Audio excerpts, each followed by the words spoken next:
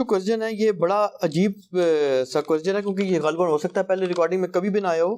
یہ آج کے دن کی مناسبت سے بھی دلچسپ سوال ہے، ریلیٹڈ ہے.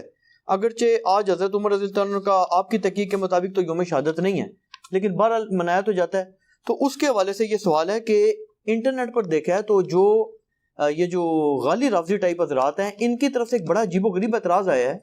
یہ کہتے ہیں جی کہ یہ جو اہل سنت نے حضرت عمر رضی اللہ عنہ کا جو قاتل ہے نا، جس نے ان کو شہید کیا، اس کا نام ہی ایسا رکھا ہوا ہے کہ ابو لولو فیروز مجوسی.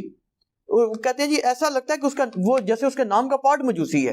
تو یہ کہتے ہیں جی کہ ہمارا ان سے یہ عقلی اعتراض ہے کہ مجوسی بندے کا پہلے تو مدینہ میں کام کوئی نہیں، دوسرا وہ مسجد نبی میں پہلی صف میں کر کیا رہے، اور بعد میں دوسرا اعتراض انہوں نے یہ کیا کہ جو تاریخی حوالے انہوں نے بے شمار پیش کی ہے کہ جو پاکستانی عالمی ہیں انہوں نے حوالے پیش کیے. انہوں نے کہا جی کہ یہ جو ہے نا، یہ بعد میں ان کی جو ایک بیٹی بھی تھی 6 سالہ، وہ بھی مسلمان تھی، تو وہ 6 سال کی بچی مسلمان کیسے تھی، پھر اس کو بھی قتل کر دیا، پھر رمضان باقی سٹوریوں کو نہیں ہم مانتے، جتنی بات ہے ہم اس کو ڈیفینڈ کرتے ہیں. صحیح بخاری میں حضرت عمر کی شہادت کا جو واقعہ ہے 3700 نمبر حدیث تفصیلی ہے. اس میں جب حضرت عمر کو زخم لگا ہے تو انہوں نے پہلا سوال یہ کیا ہے کہ یہ میرے پہ حملہ کرنے والا مسلمان ہے یا کافر؟ تو بتایا گیا مجوسی غلام ہے، کافر ہے. تو انہوں نے اللہ کا شکر ادا کیا کہ میری وجہ سے کوئی مسلمان جہنم میں نہیں جائے گا، کیونکہ ایک مسلمان کا دوسرے کو قتل کرنا جہنم میں لے جانے والا عمل ہے. تو یہ بخاری کے اندر ہی موجود ہے کہ وہ مجوسی تھا. یہ اہل سنت نے خود سے نہیں گھڑا، یہ صحیح بخاری کے اندر موجود ہے. کیونکہ آپ بخاری سے قتل کا واقعہ بتا رہے ہیں تو بخاری میں یہ موجود ہے کہ مجوسی تھا. دوسرا آپ کا یہ سوال کہ مدینے میں غلام کیا کر رہے ہیں، تو اسی کے اوپر ہی تو حضرت عمر نے کہا تھا کہ میں نے منع کیا تھا کہ ان مجوسی غلاموں کو مدینے میں نہ لاؤ. اور آپ کو پتا ہے اس کے بعد پھر ان کو یہاں سے نکالا گیا جو کافر تھے، کیونکہ حضرت عمر کو خدشہ تھا کہ یہ پرشین امپائر کے گرنے کا بدلہ مجھ سے لیں گے. ظاہر ہے ان کے دلوں میں غم تھا. تو غلام آئے ہوئے تھے نا، غلام کے لیے مسلمان ہونا شرط نہیں ہے. ہم کوئی غلام ہیں، ہاں، غلام کے لیے مسلمان ہونا شرط نہیں ہے. کافر بھی غلام تھے مسلمانوں کے. یہ وہ ہوتے تھے جو جنگوں کے دوران قیدی بنائے جاتے تھے، مسلمان انہیں غلام بناتے تھے. اور ان کی عورتیں جو جنگ لڑنے آتی تھیں وہ مسلمانوں کی لونڈیاں ہوتی تھیں، جو جنگ لڑنے آتی تھی، جو پیچھے علاقوں میں تھی وہ نہیں. ایک الگ سے ایک ٹاپک ہے، الجہاد فی الاسلام، مولانا مودودی کی کتاب پڑھ لیں. تو وہ غلام جب مسلمان لے کے آتے تھے تو ان کو زبردستی کلمہ نہیں پڑھاتے تھے. خود اخلاق سے متاثر ہو جائیں الگ بات ہے، وہ کافر ہی ہوتے تھے. تو مدینے میں تھے، اس کے بعد پھر نکالے گئے اس واقعے کے بعد. اچھا، اب آپ نے جو یہ بات کی کہ ہاں مسجد میں نماز پڑھتا، مجھے بتائیں کوئی سی سی ٹی وی کیمرہ ہے مسجد کے اندر؟ فجر کا وقت ہے، مسجد میں کوئی نہیں لگی ہوئی لائٹنگ بھی نہیں ہے.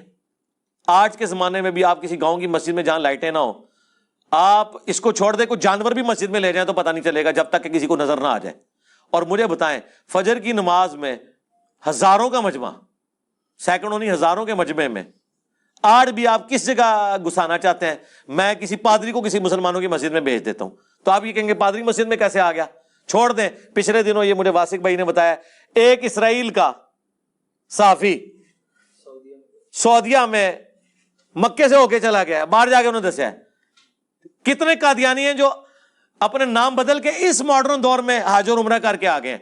تو آپ کہیں گے یہ کیسے ہو سکتا ہے کہ قادیانی وہاں پہنچ گیا؟ قادیانی تو غیر مسلم ہے اور غیر مسلم کا داخلہ وہاں پہ منع ہے. بھائی وہ دھوکے سے گیا ہے نا. اور اس ماڈرن دور میں اگر دھوکے سے مسجد میں کوئی جا سکتا ہے تو اس زمانے میں تو آپ جو مرضی کروا لیں مسجد کے اندر. یہ تو نہیں تھا کہ مسجد میں چیکنگ ہوتی تھی، پہلے بوتھی دیکھی جاتی تھی، ہوں تو اندر جا. آج نہیں دیکھی جاتی. مجھے بتائیں آج کے اس دور میں کیا آپ کسی غیر مسلم کو، جس کا حلیہ سری سری روی شنکر کتنا خوبصورت ہے، جس نے وہ ذاکر نائک سے مناظرہ کیا ہے، جس نے وہ مناظرہ نہیں دیکھا ہوا، یقین کریں اس کو کسی مزار پہ آپ پگڑی پہنا کے بٹھا دیں لوگ اس کے ہاتھ بھی چومیں گے، ہے ہندو ہے، پتہ ہی نہیں چلے گا. ہاں وہ سندور لگا کے بیٹھے گا تو شاید لوگ پہچان لیں، اس کے بغیر تو نہیں پہچانیں گے. تو یہ اعتراض ہی بالکل کتنی غیر علمی باتیں ہیں، کیویں پتہ لگ گیا. اس طرح کے فضول اعتراضات کرتے ہیں. او جی علی بھائی نے کہا جناب کہ جی وہ اس زمانے میں دروازے نہیں ہوتے تھے، تو دوسری طرف وہ حدیث سناتے ہیں کہ جی باغ کا دروازہ تھا دستک ہوئی. سرکار گھروں کے دروازے نہیں ہوتے تھے، اس لیے تو آیا ہے قرآن میں لکھا ہوا ہے یہ تو کہ جب کسی کے گھر جاؤ تو اجازت مانگ لو. اور ایسے گھر جن میں کوئی آباد نہیں وہاں تم بغیر اجازت کے بھی داخل ہو سکتے ہو. دوسرے گھروں میں اجازت لے کے داخل ہو. بھئی جب دروازہ بند ہے تو اجازت لینے کی ضرورت ہے؟ اس لیے کہ دروازے بند نہیں ہوتے تھے, دروازے ہوتے ہی نہیں تھے, صرف ایک راستہ ہوتا تھا, اس کے آگے پردہ لٹکا ہوا ہوتا تھا, اور آپ نے اس پردے کے پیچھے اجازت لینی ہوتی تھی اور پھر اندر. اسی لیے کہا گیا اپنے گھر میں بھی داخل ہو تو آپ نے سلام کر کے داخل ہونا ہے. کیوں؟ ورنہ تو دستک ہی کافی ہوتی ہے اٹینٹیو کرنے کے لیے. اس لیے کہ دوسرا بندہ تو اجازت لے کے داخل ہوگا, عام بندے کو اجازت کی ضرورت نہیں, تو السلام علیکم کہہ کے داخل ہو, تاکہ اگر گھر کے لوگ کسی آکورڈ پوزیشن میں ہیں تو اپنے آپ کو پہلے ہی درست کر لیں. تو واقعی اس زمانے میں دروازے نہیں ہوتے تھے. ٹھیک ہے, اسی لیے تو حضور علیہ السلام کے چرپائی کے نیچے وہ کتے کا بچہ چلا گیا تھا, مدینے کا کتا, سگے مدینہ, تو حضرت جبرائیل انٹر نہیں ہو رہے تھے. صحیح مسلم میں آتا ہے, جب نکالا تو حضرت جبرائیل علیہ السلام ہے, اوریجنل سگے مدینہ. ہاں, اگر اوریجنل سگے مدینہ کا یہ حال ہے تو اتنے تے سگے مدینہ تے شاہی کوئی نہیں.